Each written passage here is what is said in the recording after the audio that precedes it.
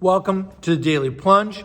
We are in the Gospel of John, chapter 2, verses 13 through 25. Now, the beginning of chapter 2 is Jesus' first sign that he is the Messiah when he, the bridegroom, Jesus Christ, presides over the new wine at a wedding, because one day he will be wed to his bride, the church, right? And so now comes the next sign, and Jesus has gone over to Jerusalem. It's the Passover, and here he is also displaying his reign as the Messiah. Now, it tells us that they're selling cattle and sheep and doves. These are what the animals they use for the sacrifice. But see, the thing is, it's stadium pricing. It's just like when you go to the stadium, you can't bring your own beer and you have to spend $12 on a 10-ounce beer, right? Same thing. And on top of that, you can't use your money. You have to exchange your money for the special temple money, and they're making money off of that, the exchange rate.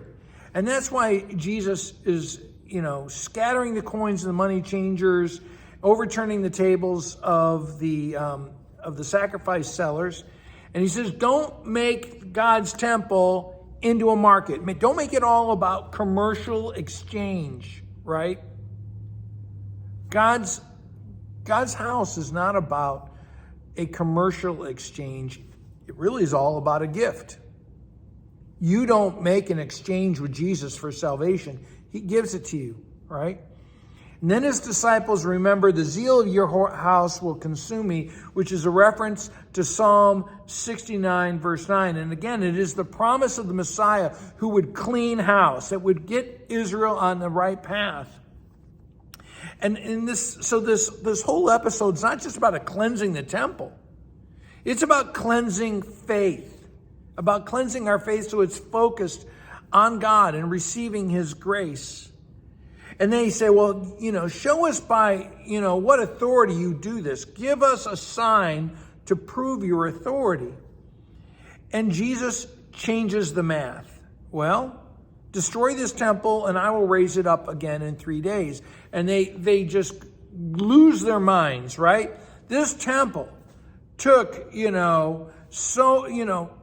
46 years to build and all this effort, and you're going to rebuild it in 3 days? Unlikely. But of course, again, Jesus changes the math. This is about the messianic promise of the temple. And the temple, right, is built on the cornerstone. Who's the cornerstone? Jesus Christ is the cornerstone. He is, and on that foundation, the spiritual building is built. And the sacrifice, it's not going to depend on lamb and cows and doves, but on the sacrifice of the Lamb of God. And what are the stones of this temple? It's you and me, right? We're the living stones. As Peter says in his letter, or as Paul speaks about in 1 Corinthians chapter 3.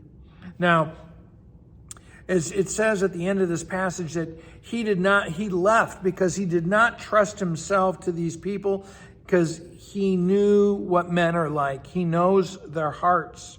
Didn't need any testimony about men. The testimony about their sin is real easy to come to. It is the witness, the testimony about God that humanity doesn't understand, and Jesus is the one who gives that testimony. Well, hey, my friends, have a blessed day.